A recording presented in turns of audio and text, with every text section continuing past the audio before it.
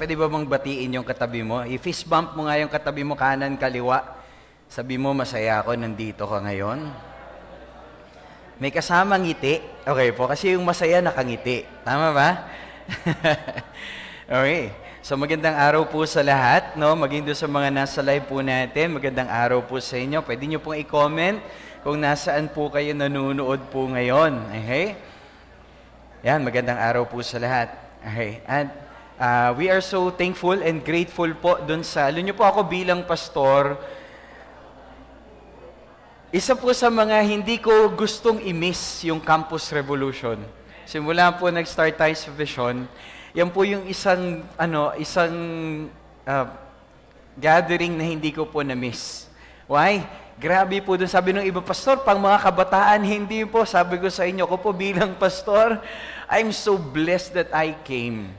Yung, alam niyo, yung registration mo doon, walang, kumaga, hindi ganun yung halagahan ng nakuha mo doon. Higit pa yung nakuha mo. Attend ka lang. No? Attend ka lang. And, ang ganda, no? Very impactful yung conference, yung Campus Revolution. At bakit? Kasi po we are not just doing it para po sa ating generation, but we are doing it for the next generation. We're doing it to leave a legacy. Ano po? Na nakita natin, yun naman ang desire ng ating Panginoon that yung ginawa niya po, hindi po para sa atin lang, kundi ito po ay para magtuloy. Actually po, I'm living yung legacy ng akin pong pastor, ng akin pong ina, no, our late pastor. So, at ito po ngayon ay may mga leaders na tayong na-raise up, and ito na po yung Galilee Unity Church of Christ the Lord ngayon. Ito na yung GUCCL ngayon. Amen? At dahil we are raising up leaders and we are doing kung ano yung tawag ng Panginoon sa atin, we are called to go and make disciples. Amen? At hindi mo pwedeng gawin yon, sinabi ng kapatid, no, sinare niya kanina, hindi mo pwedeng gawin na mag-disciple ka kung hindi ka disciple. Dahil ang disciple, normal yan, mamumunga ka talaga ng disciple din. Amen?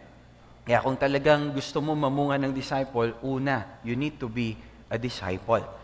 Kaya kailangan disciple ka. Tama? And I believe lahat po nang nandito, disciple ni Jesus. Amen? So, ibig sabihin, pag disciple ka, hindi ka lang willing matuto, willing kang magpatuwid.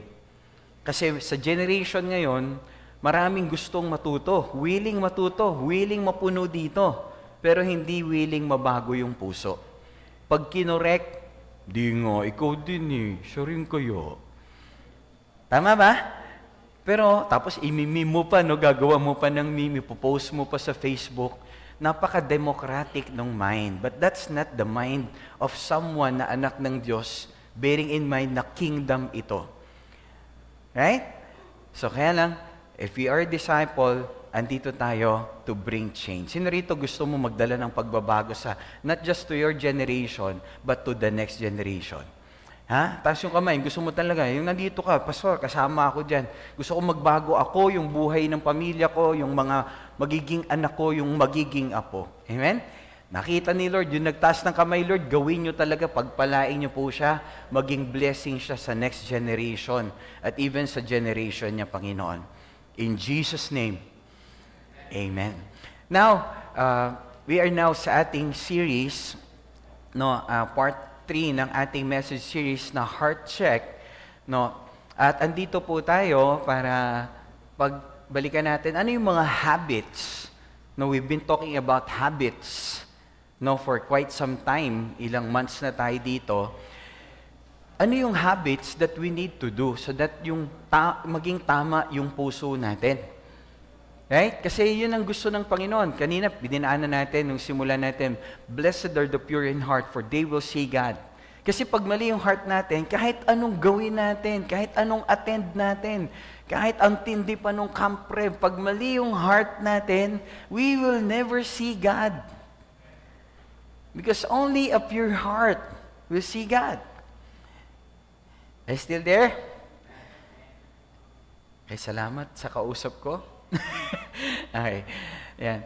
Okay, tingnan niyo po. Kaya po, we need to have our hearts checked. Not just check nung katabi mo, but check by God. Okay? So kaya nga nung simulan natin, ano yung simulan natin? Search me, O God. Just the habit of self-examination. Kasi most of the time, tinitignan natin yung labas, hindi yung sarili natin. Kaya hindi tayo maayos ng Lord. Right? No, ang chine-check din natin, kailangan yung habit of simplicity. Let's check, baka may marami tayong distraction sa buhay natin na hindi nakakatulong. And the third part natin, ngayon pag-aralan natin yung habit ng solitude or habit of slowing down. Habit of slowing down. Bago tayo magtuloy doon, pwede niyo ako samahan, no? Tayo po ay i-declare natin to. Bago tayo magtuloy, i-declare natin to. Okay. If you're there with me, no, samahan niyo po ako. I-declare natin to. Okay, ready? Pwede ba natin hawakan yung physical Bible natin or open your Bible app and let us declare this. Okay, ready? On the count of 3, 1, 2, 3, go. This is my Bible. This is the Word of God. I am what it says I am. I have what it says I have. And I can do what it says I can do. Today, I'll be taught by the Word of God. I boldly confess. My mind is alert. My heart is receptive. And I will never be the same again. In Jesus' name, amen. That's our word of prayer. Our Heavenly Father, God, we come before you today. Dito po kami nagtipon. Nagpapasalamat po sa oras na, Lord, kami ay nasa presensya niyo po. Dahil alam namin, sabi ninyong salita, pag may 2-3 na nagtipon sa inyong pangalan, nandun kayo sa kalagitnaan. Lord, nakita po namin, worship pa lang, Lord. Awitan pa lang. Naranasan na po namin kayo. And Lord, ngayon po as we engage in your word, Lord, in-acknowledge po namin na napakarami pong mga demand kailangan namin gawin. Marami kami mga to-do list. Marami pong mga ingay sa mundo. Pero Panginoon, sa oras na ito, hiningin ko po na Lord, tulungan nyo kami na sa kabila ng mga distractions na yon, na Lord, yung isip namin magulo, mabilis yung mga nangyayari, mabilis yung takbo, marami kami mga gustong gawin.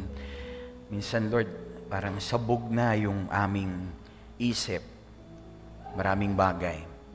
Pero Lord, ngayon, hayaan nyo po na yung word nyo po, turuan po kami na Lord, magbigay ng clarity sa amin sa kabila ng kaguluhan.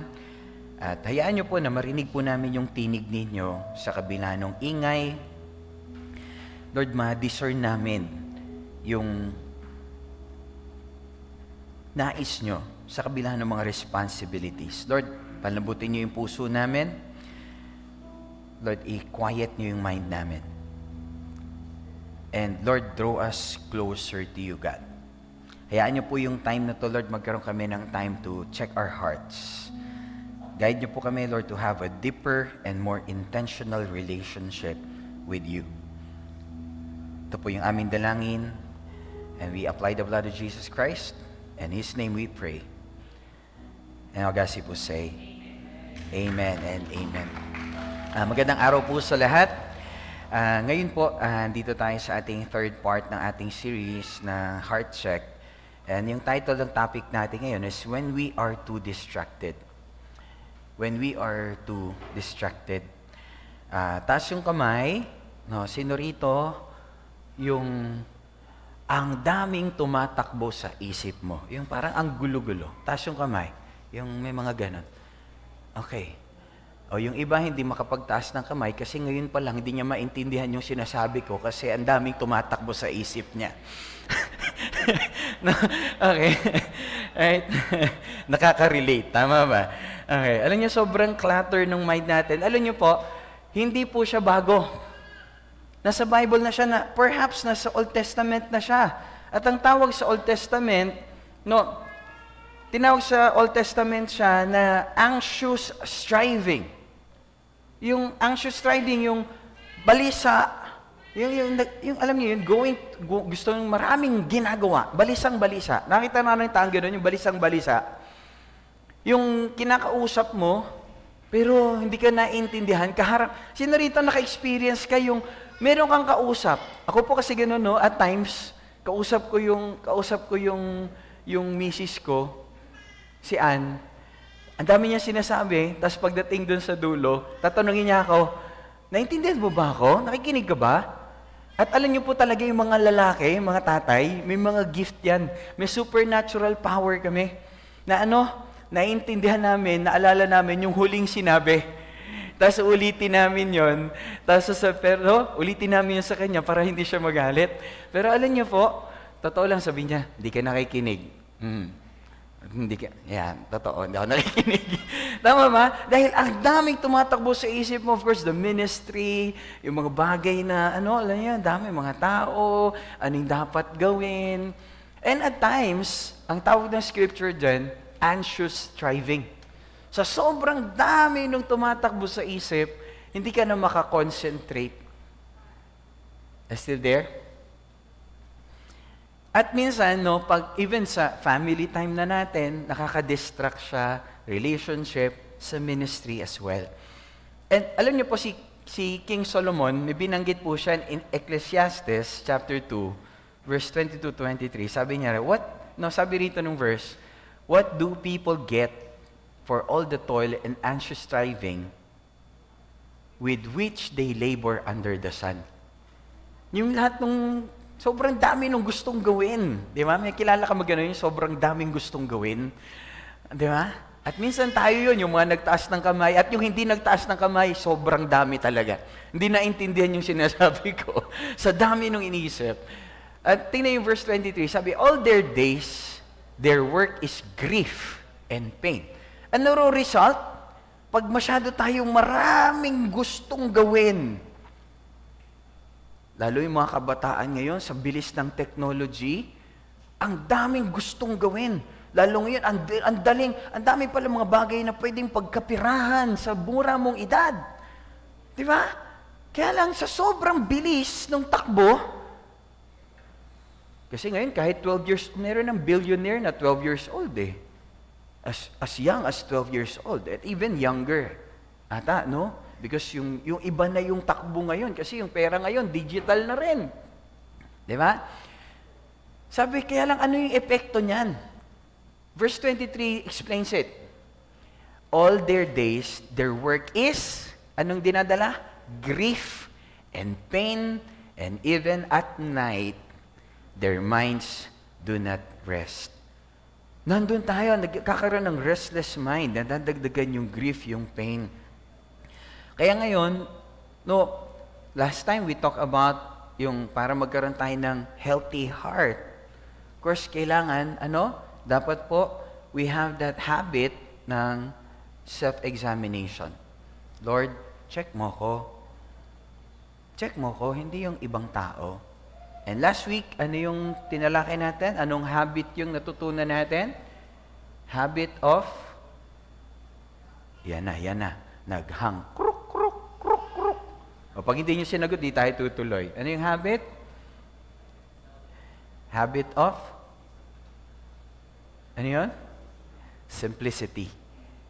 Habit of simplicity. Na may mga bagay na dinagdag natin, di na nakakatulong, that we need to let go so that we can have more time with God. Because with Jesus, you are enough. And more than enough. Amen? Naalala niyo na? Naalala niyo na? Okay, kung hindi niyo po nadaanan, you can go back doon sa atin pong page, or sa ating YouTube. You can watch it again. Okay. Self-examination, habit of self-examination, and habit of simplicity or simplifying our life. Di ba ngayon, totoo lang, ang sarap pala ng bahay na, alam niyo, yung minimalist lang. Pumangit yung bahay dahil sobrang dami nung gamit sa bahay. Pero totoo lang, ilan lang doon yung kailangan mo. At dahil doon sa sobrang dami, pumangit yung bahay mo, nagmukhang bodega. Yung table mo, sobrang daming gamit doon sa table mo. Actually po, after that preaching, kami rin personally, may time kami para mag-check ng bahay, kasi nga walang pasok. Grabe, ang daming mga bagay. Ito pala, we need to let go of these things. At ang dami pala nakatambak, basura na lang, tapon na natin to, nakatambak pa to dito. Dumadagdag pa, kumakain pa ng space. Still there? At yung mga bagay na to, sana maitulong mo pa sa iba. Okay po ba? At kung ibenta natin to, baka makatulong pa tayo dun sa pagbibuild natin ng church building natin. Tama ba? No, ano yun? Garage sale. Tama. Kaya lang, tingnan natin, we need to have that simple life. At ngayon, yung topic natin ay will draw us. Ito yung pangatlong habit. Binanggit na natin nung una, pero banggitin ko ulit. Sabi, yung habit of slowing your mind, of habit of solitude. Why? Kasi po, when we are too distracted, yung mind natin, ito yung title ng message natin, but yung habit of slowing your mind or habit of solitude, having that peace. No, we need to have that. Why? Kasi po napakahirap pagka ang gulo ng isip mo. Yung time na dapat kasama ko yung wife ko, at times biglang parang alam mo yun, nag-uusap kami because sa dami nung iniisip, nagkakaroon ng problem. Yung relationship natin, di natin naintindihan yung mga dapat nating binibigyan ng halaga. Di ba ngayon, pagka kumain yung pamilya, ano nakita nyo? Pag kumain yung pamilya? Para bang pagka binitawan yung cellphone, mamamatay na siya?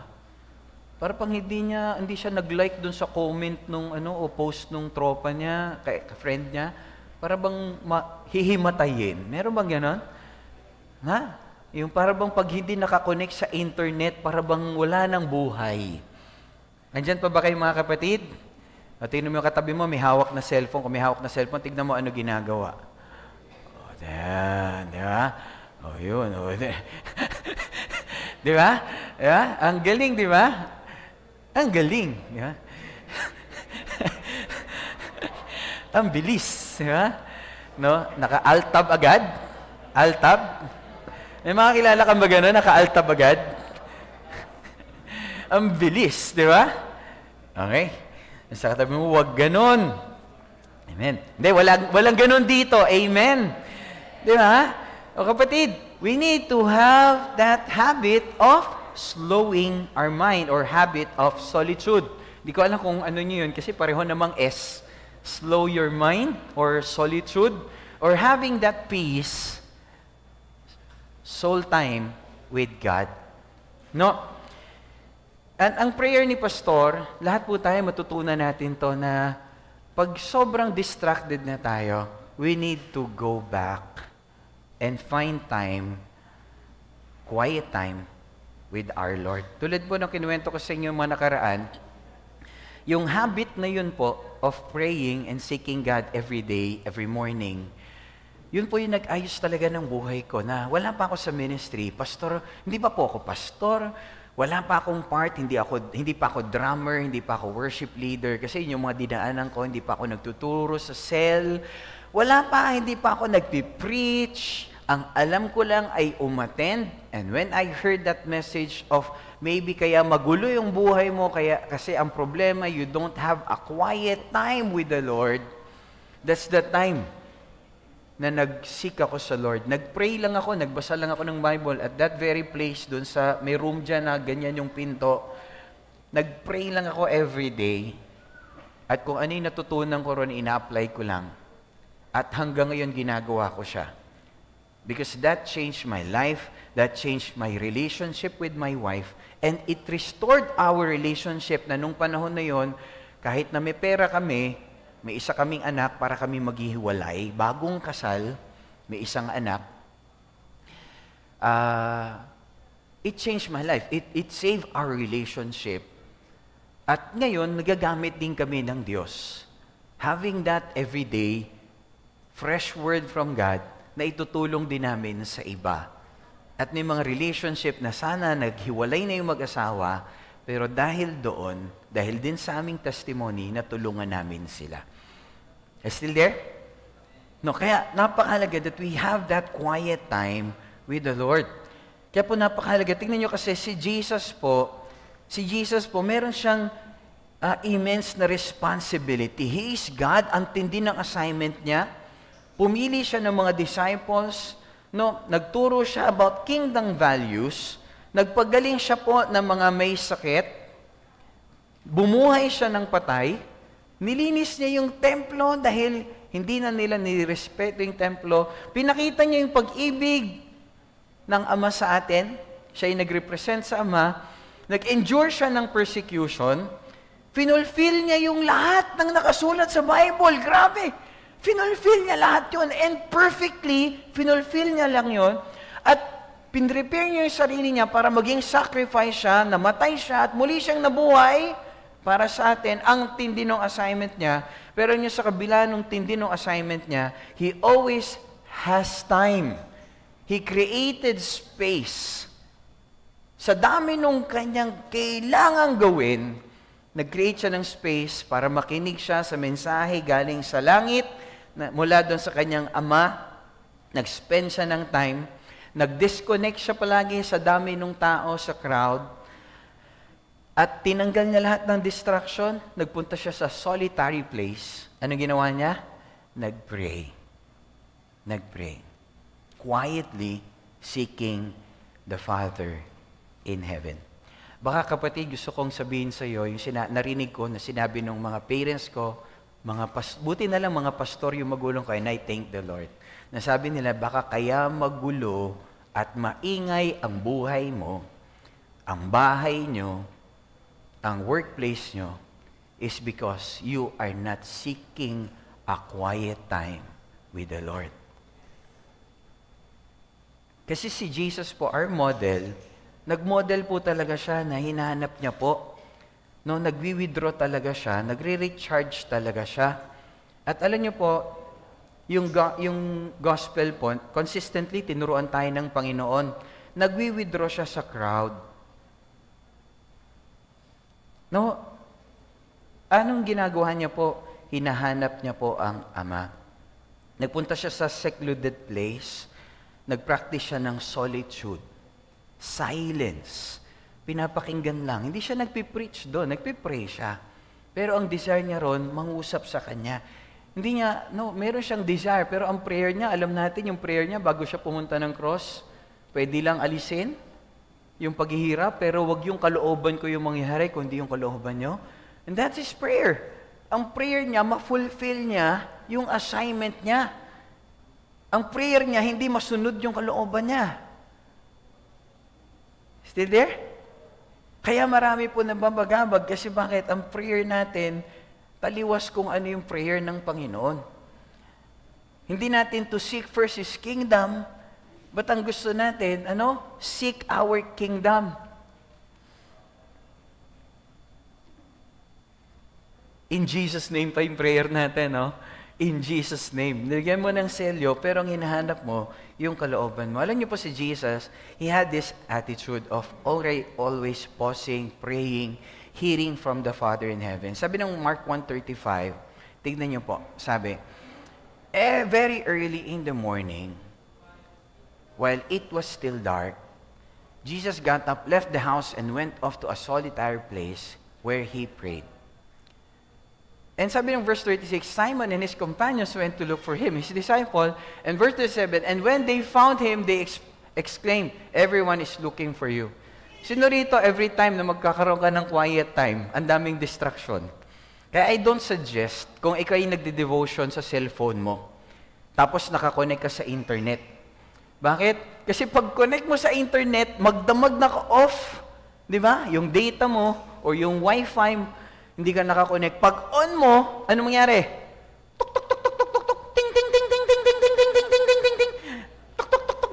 Tama? Tama? Depende pa kung ano yung ringtone mo, right? O yung notification alarm mo. But yun yung mangyari. So ano mangyari? Nag-alarm, nag-message pa na yung someone interested ka, di ba? Diba? Grabe, no? Si crush, di ba? So mapupuntahan mo na agad. Magugulat ka na lang. Alam ko magdi-devotion ako Alas 8 na! Di ba? Bakit? Kasi nga po na-distract tayo. Si Jesus po, of course, salamat na lang, wala pang cellphone nung time niya. And I believe kung si Jesus man may cellphone nun, iiwan niya yung cellphone niya. He will just pray. He will just seek the Father in heaven. Dun sa lugar na walang distraction. Pero alam niyo po, may distraction talaga. But the disciple needs to go wherever he is. Kaya po napakahalaga kapatid, you need to remove all the distraction if you want to seek God. Tanggalin mo lahat ng distraction at punta ka sa presence ng Lord. Maybe, kaya magulo, kasi mayroong problema yung ating paglapit sa Panginoon. Alam niyo po, si Jesus po, he had that habit every time. No, kasi po ang problema, pwede ba ka humingi ng volunteer? Gwapong lalaki, bro. Gary. Yan, gwapo. Yan, huwag ka na tumingin sa likod, ikaw yun. Gwapo, dali. Yes. Just to illustrate to you, no? Kasi, shoes mo. Sige. Okay. Kasi minsan po, meron tayong habit na si Jesus pa tingnan nyo, every day, at hindi lang yun, no? Meron siyang habit palagi na nag-take. Okay. Yan. Okay. Ako yung Ako. Dito ka, bro. Yan. Dito. For the sake. Dito ka, bro. Dito ka. Just to illustrate sa bawat isa. Kasi, meron tayong habit na ano po, na meron tayong habit na, yan. Okay. So, meron tayong habit na ano, siyempre, of course, pagising mo, ano gagawin mo? Habit mo, magbibigay ka kaagad, mag-give na tayo. Saan? Pagising mo sa umaga, shower ka, tapos kikis ka sa asawa mo, di ba? Lahat, guys ka na, tapos mamahalin mo asawa mo, yung anak mo nagpasaway pa, tapos niready mo yung lahat ng gamit ng anak mo, ang dami mga pinagana ng assignment mo, nag-love ka doon sa kaklase mo, minessage mo yung mga cell member mo, di ba? Bigay ka lang ng bigay, di ba? No? Tapos, by the end of the day, kakabigay mo ng kakabigay, may mga pasaway, doon ka sumakay ka doon sa jeep, tapos hinampas pa nung barker yung likod, di ba? Pero nagpatawad ka pa rin, unawa mo siya, love pa rin, give ka lang ng give. Tapos yung driver, nagbayad ka, tapos nagbayad ka ng buo, nakalimutan, suklian ka, grabe, kailangan pang palalaan, galit pa sa'yo. Di ba? Bakit ka buo, dala mong pera, di ba? Pero give ka lang ng give, nag-forgive ka, give ka ng give, by the end of the day, ano nangyari? Kaya lang, ang problema, pag ubos ka na, hindi ka na pwedeng magbigay. Ubos ka na eh. And we can never give. Bro, ba't tinapon mo, bro? Bro, wag dito, doon sa kanila. Hindi. Ha? Right? Pero, salamat na lang, natapon man, may laman pa rin. Tama po ba? Kaya lang, the problem is, we try to give. The problem is, wala na tayo mabigay. Pag uwi mo sa bahay, kaya yung iba sa atin, iba ka na makituring sa asawa mo, iba ka na makituring sa magulang mo, sa kapatid mo. Di ba? Yung dapat mong minamahal dahil ubos ka na. Hindi ka na makapagbigay. You can never give what you do not have. But you know what? Si God, natin niyo po si Jesus, He modeled yun consistent and intentional withdrawal. Una-una po, tingnan niyo si Jesus. Before starting the ministry, He prayed. He prayed. Okay? Tapos, before yung decision, He prayed. After a long, hard day of work, nagpakain ng libo, He prayed. After ministering sa napakaraming tao, pinaalis yung disciple, pinauwi yung mga tao, ano ginawa? Umakyat sa bundok, nagpray. After mamatay si John the Baptist, nagpray. Ano ginawa? Sa kabila ng lahat ng pagbibigay niya, pagpapagaling niya lahat ng ministry, nagpakain siya, nagpuno uli siya. Why? He molded it to us. Because you cannot give what you do not have. Hindi ka, kaya si Jesus palaging meron. Nasa krus na, Ama, patawarin mo sila. Di nila alam ang kanilang ginagawa. Tama? Tapos after niya mag-give, pagdating sa dulo, gising sa umaga nag-pray, pagdating ng gabi, pray ulit. So that He can continuously pour out sa kanya mga disciples and to the people around. Anong tinuturo ng Lord sa atin? We need always to keep our cups. Kasi hindi mahalaga yung baso. Kahit ang ganda nitong baso, grabe, may bulaklak pa na orange. Tulips ba to? May tulips bang orange? Pero kahit anong ganda nitong baso, hindi mahalaga yung baso. Mahalaga yung laman. Pwede mong i-cover.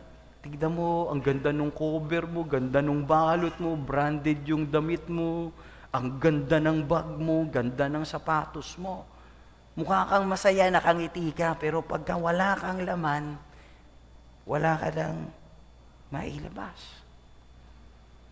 But Jesus is God, and He's teaching us that we need to always fill up. We need to always fill up. Palakpakan natin ang Panginoon sa buhay ng gwapong lalaking ito. Thank you very much, bro. Yeah. Okay. Alam niyo po, si Jesus, Diyos na po siya, but He always withdrew to a solitary place. Why? Kasi we cannot continue if we do not fill up. Para kang sasakyan na ubusan ng gasolina, pero hindi ka na nag-fill up. Ang matindi, tumatindi pa. Biruin mo, nag-fill up nga, pero ang nilagay, soft drinks. Sana nakita na Lamborghini, nag-fill up soft drinks. Hindi. Kung ano yung dapat mong i-fill up, yun ang dapat na gawin mo.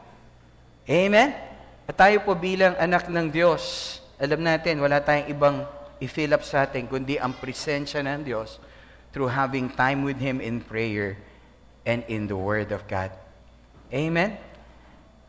And sa kabila ng mga troubles and challenges po natin, minsan alam niyo po, personally si Pastor, we can't continue talaga pour out if we don't fill up. Pag hindi tayo ng fill up. Kaya we need to continue to fill up. Kasi wala ka nang maibigay kung hindi ka fill up. Ako po, dumaan ako ng challenges lalo po nung pandemic. Experience po challenges. Lahat po ng mga pastor, ganun. I even heard a pastor who really took his life. Bakit? Sa dami nung nangyari, sa tindi nung ingay sa loob. But you know what? I had those challenges. Pero what sustained me is the Word of God. Yung promise ng Lord na kahit napangit nangyayari sa labas, pag binasa ko yung Word of God, para ako napupunta sa ibang dimension talaga. Oh, ganda! Ganda! Ngayon lang to, pero may magandang pangako si Lord. No? And up to now, ngayon, ang devotion ko, nandun ako sa Jeremiah. Grabe ang Lord. No? Yung Jeremiah 29:11 pala, ang promise na yun, 70 years bago ma-fulfill. Pero kinukote natin palagi yung Jeremiah 29:11, "For I know the plans I have for you, declares the Lord, plans to prosper and not to harm you, plans to give you hope and a future." Pero alam nyo na fulfill yun after 70 years of them being conquered by Babylon. Kaya mo maghintay? 70 years. Mga kabataan, ilang taong ka na nun? Pastor, 90 na ako nun, kung 20 ka. Right? Pero kaya mo maghintay, fulfill ni Lord, maybe not on your generation, but on the next generation, as long as you follow and obey God. Still there? Maring hindi na nakita nung late pastor natin yung legacy na nagawa niya ngayon. But I believe kung buhay siya, tuwang-tuwa siya ngayon. No? But we need to know, Pastor, paano ko makakaranas ng kapayapaan? Sabi ng scripture kasi, pag sobrang dami na ng gulo, sabi ng Psalm 46:10. No, kasi minsan natatakot tayo dyan. Bakit? Baka harapin tayo ng Diyos. I-reveal niya sa atin yung mga mali natin, yung mga failures natin. And okay yun, that's the time for us. Ako po, nung una po, sabi ko, ayoko magbasa ng Bible. Bakit? Ang sakit. Palagi na lang akong tinitira ng Lord. Palagi akong tinitira ni Lord.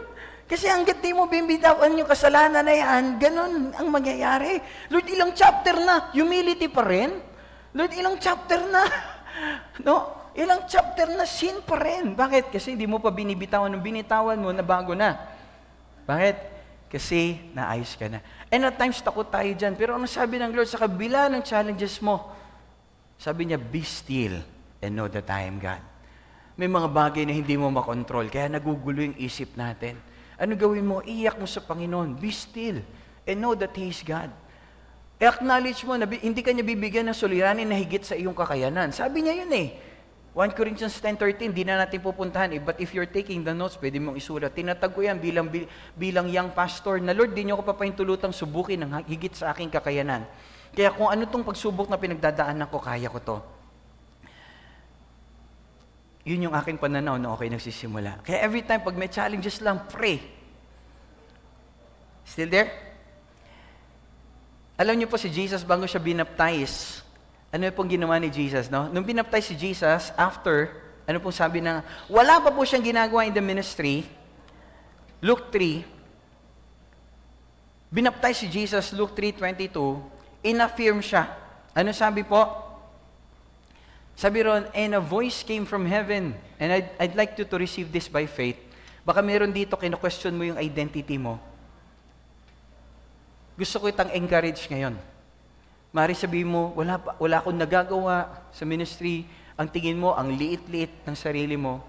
Even doon sa mga nanonood po, baka may nanonood na pastor dito, ang tingin mo, ikaw ay yung resulta ng ministry mo o ikaw ay leader. I want to tell you, ito yung sinasabi ng scripture. Wala pang ginagawa si Jesus, wala pa siyang preaching, no? Wala pa siyang pinapagaling na may sakit, wala pa nabubuhay na patay, wala pa nakakalakad na lumpo, wala pang milagrong napapakain na marami. Pero ano sabi ng Ama sa Langit? You are my son, whom I love. With you I am well pleased. I want you to receive that in the Spirit. I want you to receive that in the Spirit. Bakit? Kasi yun ang tingin ng Diyos sa atin. Wala ka pang ginagawa. Mahal ka na ng Diyos. Pero after si God kinonfirm na anak siya, anong ginawa niya? Nag-ministry na ba siya? Hindi. Anong ginawa niya? Nagplano na ba siya ng mga gagawin niya? Anong strategy? Anong system? No. Ano ginawa ni Jesus? Sabi ng scripture, Luke chapter 4, He went, now full of the Spirit. He was anointed, bumaba ng Holy Spirit, pwede na, empowered na ako. Pero hindi, ano ginawa niya? He left Jordan and was led by the Spirit into the wilderness. 40 days, 40 nights, nag-pray, nag-fasting. If you really want the presence of God, you need to have that habit of solitude. Hiniwalay niya yung sarili niya sa mundo. Hindi niya agad ginawa yung mga bagay. Hinanap niya muna yung kalooban ng Ama sa langit. He separated himself sa mundo. 40 days, 40 nights, kapatid. Nag-pray, nag-fast pa, hindi kumain. Why? Kasi gusto kong makuha ano bang kalooban ng aking Amang nasa langit. Yung iba sa atin, basta na lang nagde-decide. No? Tayo po, minsan, ganon. Pag may nakuha tayo, anointed naman ako. Di ba? Hindi alam ng nanay ko yung nararamdaman ko. Kailangan ko na talaga ng jowa ngayon. Di ba? Walang magagawa si nanay. Kailangan ko na talaga niyan. Paltan pa nating label, hindi na lang jowa kasi mahuhuli nila. Pero sila na. Di ba? Hindi po kami, pero sila na. Hindi mo pwedeng dayain si Lord. At kung mapagkakatiwalaan ka niya doon sa secret place mo, pwede ka niyang pagkatiwalaan doon sa malaki. Alam niyo po ba yun? If you pwede ka mapagkatiwalaan doon sa secret place, kasi yung prayer, di ba, mag-pray sa secret, at kung ano yung ginagawa mo sa secret, i-reward ni Lord. Ano yung ginagawa mo sa secret? I-reward ni Lord. Ano yung ginagawa mo sa secret? Are you still there? Alam niyo po, si Lord, mahal na mahal niya po tayo, at gusto niya tayong i-bless. Kaya lang, yung habit ng slowing down, si Jesus po, nag-example po sa atin yan. At tignan niyo po yung Matthew chapter 6, ito po yung tinuturo ng Panginoong Jesucristo, na meron tayong quiet place. Sabi nung message version, sabi niya, here's what I want you to do. Find a quiet, secluded place so you won't be tempted to role play before God. Minsan kasi we try to control things, playing na tayo'y Diyos. Kapatid, may mga bagay na hindi mo kayang kontrolin. At minsan pinapahintulutan ng Panginoon, makaranas tayo ng challenges, is because He wants to teach us to trust Him. He wants to teach us na unahin natin siya. He tries to teach us na hindi yan ang solusyon, ako. And if you have me, you have enough. Hindi kaya magulo yung buhay dahil we are not finding quiet time with Him. Kapatid, just be there, simply, honestly. Pwede kang lumapit sa Panginoon. Just be there simply and honestly as you can manage. The focus will shift from you to God, and you will begin to sense His grace. Mawawala na yung bigat, mawawala na yung gulo sa isip, mapapayapa ka na. Bakit? Kasi binigay mo na sa Diyos. Maybe, yun lang yung kailangan natin. Kapatid, you need to pause. Amen? You need to pause. Stop everything. Go alone with God. Walang distraction, walang text message, walang social media, wala mo ng family demands, wala mo ng responsibility. Bakit? Kasi yung distinction mo, minsan kasi tingin natin na yan, iba yung solitude, iba yung nag-isolate. Si Jesus, He found solitude with God, pero hindi siya nag-isolate. Na kailangan niya nito, nag-fuel up siya so that He can give more. Tama, kasi pag sinabing isolation, lumayo ka sa iba, nagtago ka. Kasi yung iba ganun, maglayo mo. Hindi. Solitude, when you say solitude, hanapin ko muna Panginoon. Bakit? Kailangan ko mag-fill up for the mission. Tama? Parang si Pastor, ang dami ko pong kailangan gawin, pero may mga pinipili na akong bagay. Bakit? Hindi ko yan kailangan. Hindi yan mahalaga ngayon. Soon, siguro, pag meron ng time, Lord will it, pwede natin gawin. Kaya, suggestion ko, find a place in the morning, before bedtime, meron kang mini pause. Kasi parang ako po minsan may, parang, iba po kasi yung time for God, iba yung time with God. Guys, mga leaders, iba yung time for God, iba yung time with God. Nothing can substitute time with God. You can never say na, ay, nag-ministry naman ako, nag-preach ako, nag-meet ako with the leaders. Minsan dumarating ako sa time, grabe yung meeting nyo, 3 oras kayo nag-meeting or so, pero yung time mo with me, there's this question. Nag-minister ka, time for God, time for me, but iba yung time with me. Guys, iba rin, mga relationships, mga mag-asawa, gusto mo lumalim relationship ninyo mag-asawa, don't just spend time for your husband or your wife. Spend time with your husband or your wife. Ganon din sa family mo, sa magulang mo, kapatid mo. If you want to create relationships, don't just spend time for them, spend time with them. Let go of your cell phone. Put down your cell phone. I-silent mo muna. Do not disturb. Yung oras na kainan, let go of your cell phone. Hello? Salamat doon sa nag-amen. Mukhang, whoo! Grabe, hallelujah!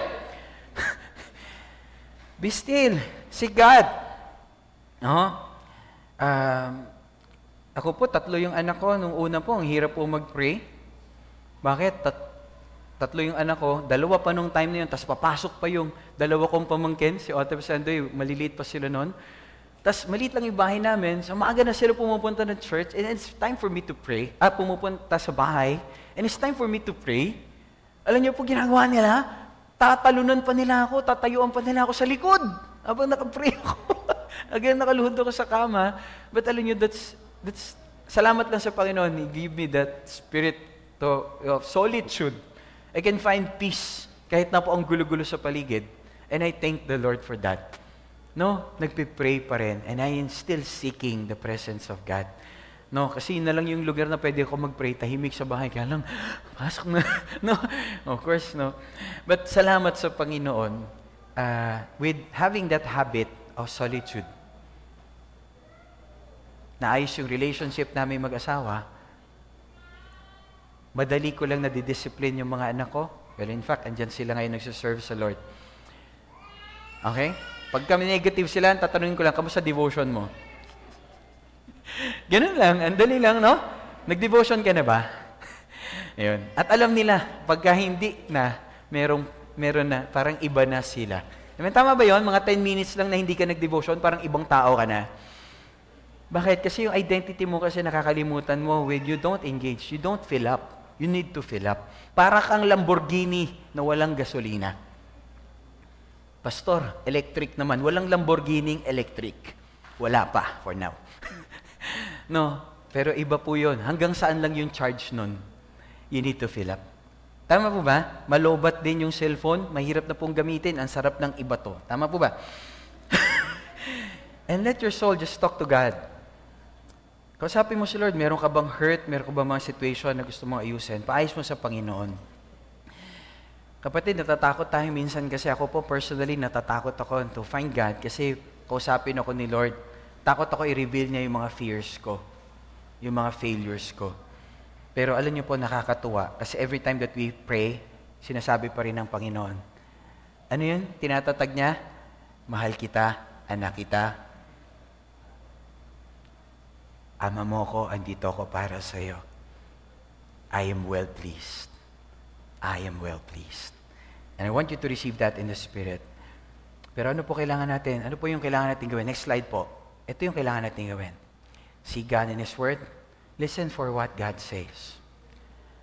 Have you done that? Hindi yung gusto mo, ha? Hindi ka magawa ng devotion. Ito yung gusto ko. Ito yung mangyari sa akin. Ito yung gagawin ni Lord. No. Ano gusto mong gawin, Lord? Siya yung Lord, hindi ikaw. He's God, not you. Okay? Ito yung naisip kong tamang gawin. Hindi mahalaga na isip mo. Mahalaga ano yung sinasabi ng Lord. Because you are a child of God. Gusto kanyang ingatan, pero wag yung gusto mo. Wag yung nais mo. Anong gusto niya? Isulat mo. That's why we journal it. Isulat mo. Reflect on His faithfulness. Si Lord titignan mo, hindi ikaw. Faithful si Lord. Hindi faithful yung mga tao, iniwang ka nila. But still, faithful si God. Amen? Worship Him for who He is and what He's done. And stay in His presence for as long as you can. As long as you can. Seek God. Seek God. Seek God. Don't do any decision na hindi pa si Lord nagsalita sa'yo. Consistently, intentionally, nag-disconnect si Jesus sa crowd. Tinanggal niya yung lahat ng distraction. Kinuwayat niya yung lahat ng ingay. And kapatid, if you want to grow in the knowledge of God, you need to be intimate. But intimacy, kailangan ng intention. Gusto mo bang lumalim sa pagkakilala sa Panginoon? Intentional. Kaya ka pumunta rito sa church. That's intention. You need to wake up early. That's intention. Si Jesus, wake up early while it was still dark. At pagkatapos mag-ministry, intentionally, He went up. Why? Kasi He wants to have that intimacy with His Father in heaven.